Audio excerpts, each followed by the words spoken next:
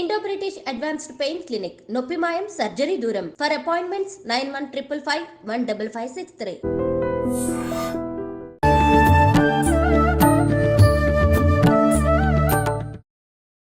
నమస్కారం, welcome to I dream. ధర్మ మార్గం విత్ విజిత కార్యక్రమానికి స్వాగతం.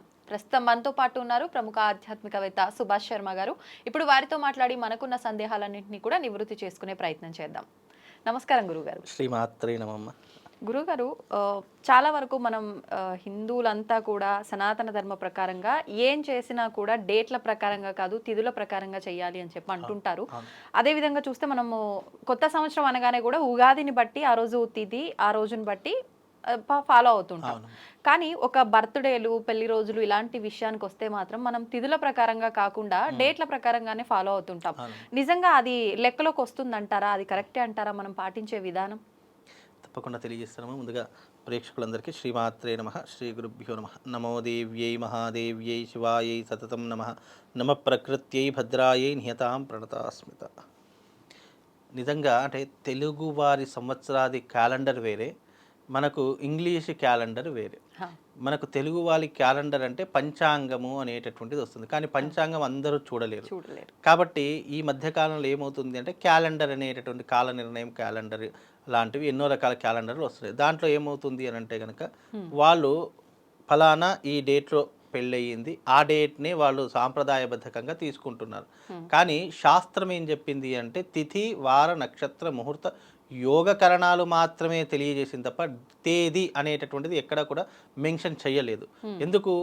మనకు డేట్లు మారుతుండొచ్చు, కానీ తిథులు ఎప్పటికీ కూడా మారవు.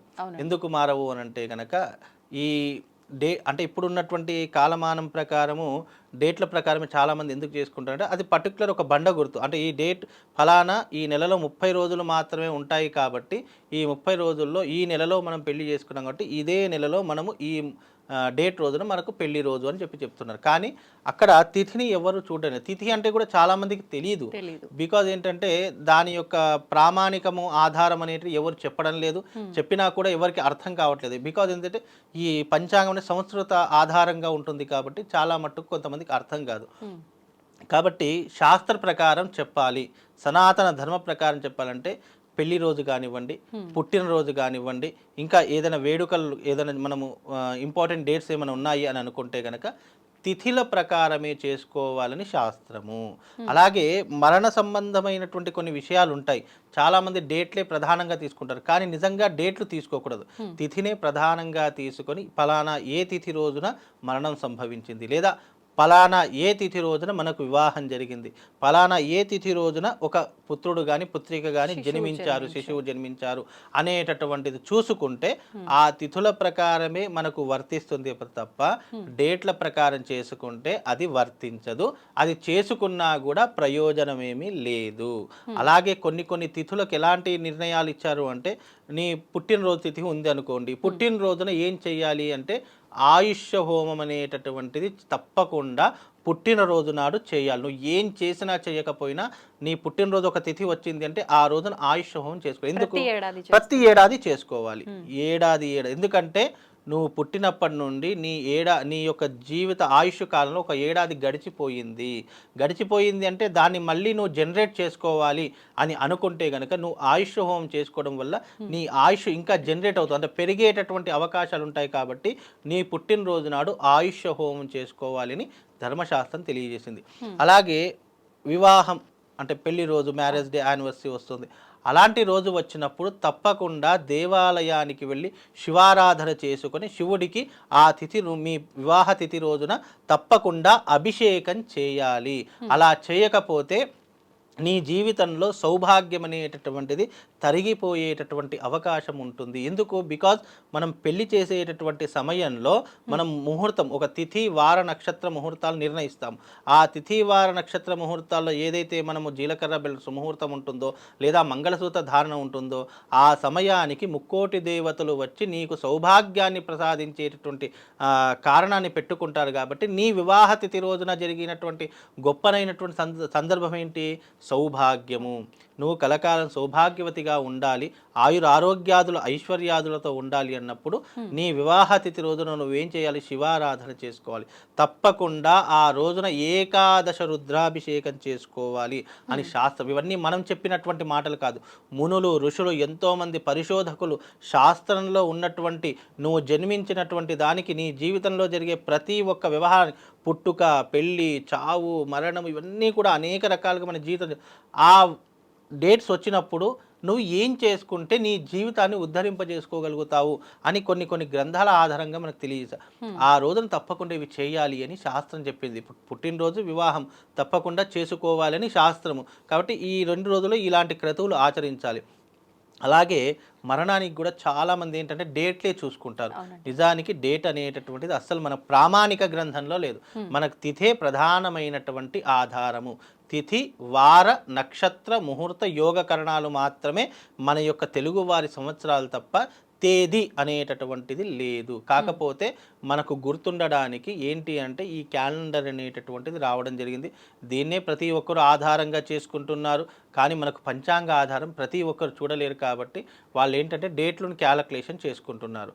ఒక నెలలో మనకు ఉదాహరణకు 11వ తారీఖు రోజు వివాహం జరిగింది. ఆ రోజు తిథి చూసుకుంటే సరిపోతుంది. ఆ తిథిని ఆధారంగా చేసుకొని ఆ నెలలో ఏ రోజున ఆ తిథి వస్తుందో మనం ఆధారంగా చూసుకుంటే కనుక తప్పకుండా దీని ప్రకారంగానే మనము అన్నీ కూడా క్రతువులు ఆచరణ చేసుకుంటే మనకు శుభము, లాభముతో పాటు మనకు దైవానుగ్రహం కూడా కలుగుతుంది. ఇంగ్లీష్ లెటర్స్లో చూసుకుంటే మనకి ఏమీ రాదు. ఎందుకంటే అది శాస్త్ర విరుద్ధమైనటువంటి అంశము. మనకి ఏంటంటే ఒక రోజు తెలవడానికి మాత్రమే తేదీ వాడతాము తప్ప మనకు అనేక రకాల శుభకార్యాలు చేసినప్పుడు తిథివార నక్షత్రాలే ఎక్కువగా వాడతాము. ఆ తిథివార నక్షత్రాలు మనం లెక్కించినప్పుడు మనకు ఒక తేదీ కావాలి కాబట్టి ఆ తేదీని మెన్షన్ చేయడమే తప్ప మనకు తేదీ అనేటటువంటిది మన సనాతన ధర్మంలో లేదు. ఇప్పుడు గురువు గారు ఒక చిన్న డౌట్, చనిపోయిన వారికైతే మనము తేదీ, తిథి అన్నీ మర్చిపోయినా కూడా వాళ్ళకి సంబంధించి పితృదేవతల కోసం అని చెప్పి అమావాస్య అని చెప్పి, లేదంటే మనకు బతుకమ్మ, దసరా ఈ నవరాత్రుల టైంలో వచ్చే ఆ నవరాత్రుల సమయంలో కానీ వాళ్ళకు ప్రత్యేకమైన కొన్ని రోజులు ఉంటాయి. అప్పుడు ఒకవేళ వాళ్ళు అన్నీ మర్చిపోయినా ఈ రోజుల్లో చేస్తే అదే విధంగా ఫలితం ఉంటుంది అని చెప్పి, మరి అలాగే ఇప్పుడు పెళ్లి రోజులు అంటే ఎవరు మర్చిపోర్లేండి, పుట్టినరోజులు కూడా కొంచెం ఎక్కువ సంవత్సరాల క్రింద పుట్టిన వాళ్ళే అవి ఏవి గుర్తుండవు.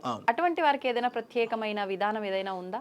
ఇక్కడ ఒక విషయం ఏంటంటే తిథి, వార, నక్షత్ర, ముహూర్తాలు అనేటటువంటివి గుర్తు ఉన్నటువంటి వారు చేసుకోవడం ఒక పద్ధతి.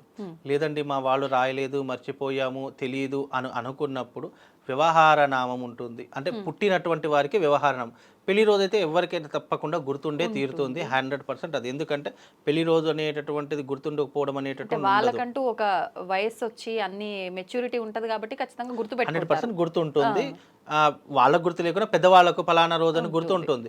ఆ గుర్తున్నటువంటి సందర్భంలో డేట్ కాదు అక్కడ మెన్షన్, ఏ ముహూర్తంలో జరిగింది, ఏ తిథిలో జరిగింది, ఏ నక్షత్రంలో జరిగింది అనేటటువంటిదే ముహూర్తం.